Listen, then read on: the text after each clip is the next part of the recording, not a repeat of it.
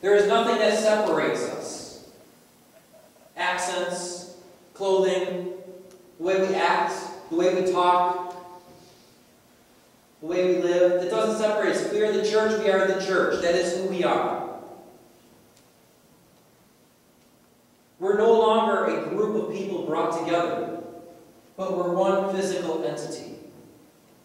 The state of the church, though, is not united. It's not one. Even within individual congregations, as I'm sure we can all attest to, we find ourselves often in a place that doesn't look anything like unity.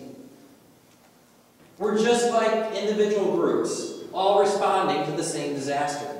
We all know the goal, but we've all got to do it our own way. We know how to do it, and we're going to do it alone. This happens on the small scale as well as the large. Now, ladies, you're going to have to bear with me because we're going to go into sports here. So try to stick with me. The analogy of a football team is what we're going to work with, and it works great for this with the church, okay? The church and a football team both have a goal. For the church, we said it is to save the lost, to bring the bride to Christ. For a football team is to win the game, right? The problem is that every church has a Terrell Owens. I'm sure even those of you who don't follow football know who Terrell Owens is. He's all about himself. I need the ball every play. And if they lose, he goes on the media and complains and complains and complains and complains. Everybody hears about him every year. He dominates the headlines with his complaints and his super inflated personality. Whenever the team is lost, he complains about not getting the ball. Now, there's some ego issues there. He definitely wants to be the center of attention. But there's much more than that. I truly believe that Terrell Owens thinks that if he has the ball every single play, his team will win every single game. He thinks he can win the game by himself. He has the same goal as the rest of the team. We're going to win. But he has his own way of accomplishing it. And it's not the same as the rest of the team. Therefore, you can argue Terrell Owens has never been a part of a team. He conflicts and clashes. And in the end, loses. Because the team is not accomplishing the goal together. The church is called to be unified, not separated.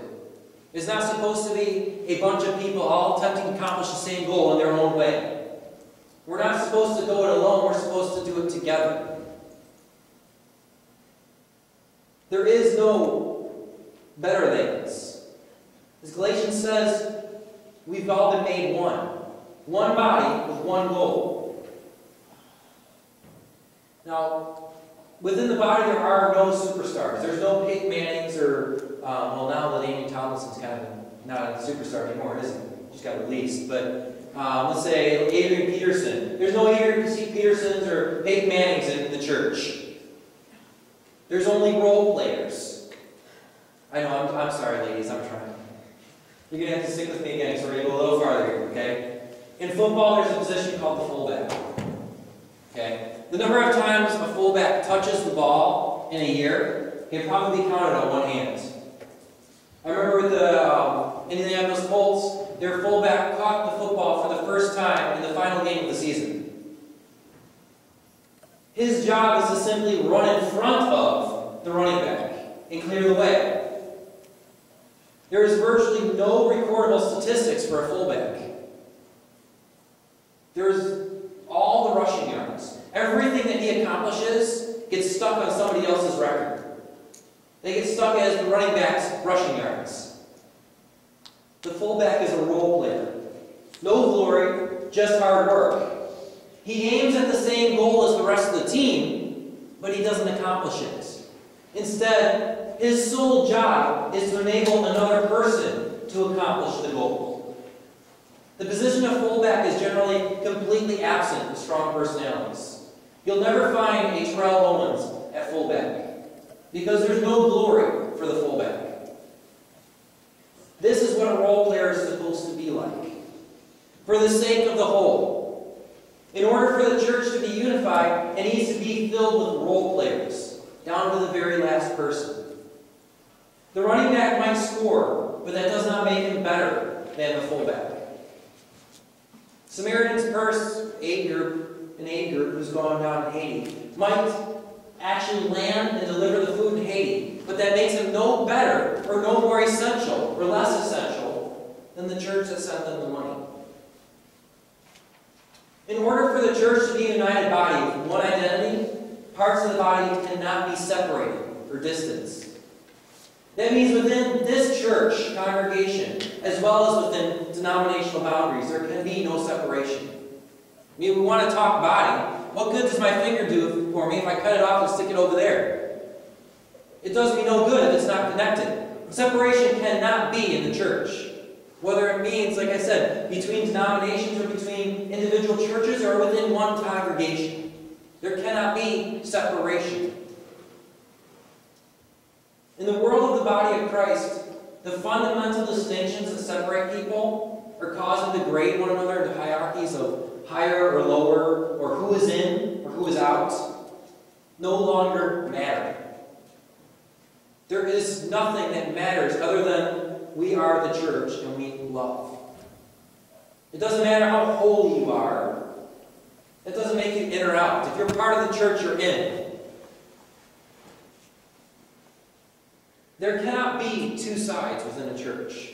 Two sides means a separation, but there only can be one. We can't lose sight of the one goal. Maybe we have differences about how to get to it, but there still can only be one goal and one side and one church. There's only one thing left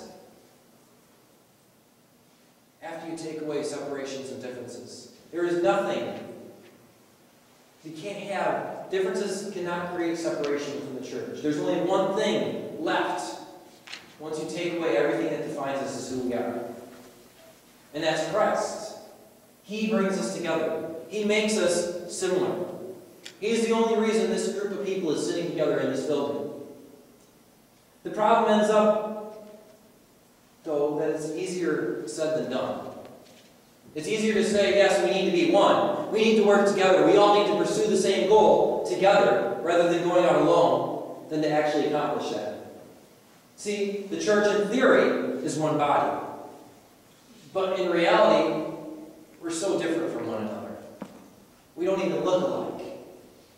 There is great diversity within the body of Christ.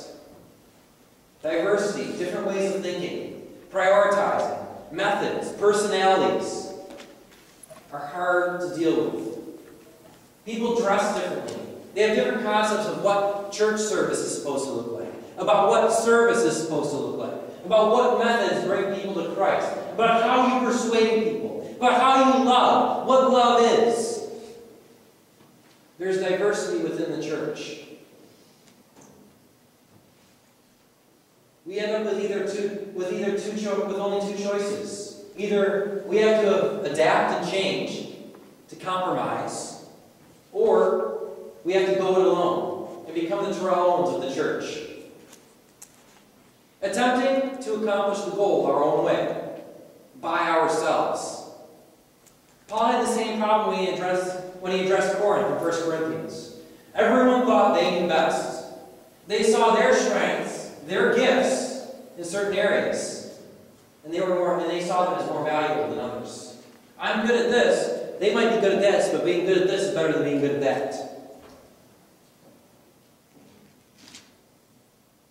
If I can do it, then they should be able to do it too.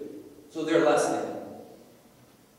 You simply can't have a decent discussion on the body of Christ, though, without addressing 1 Corinthians 12, which is what we're going to do today. So, with that, turn to 1 Corinthians 12, verses 12 through 26.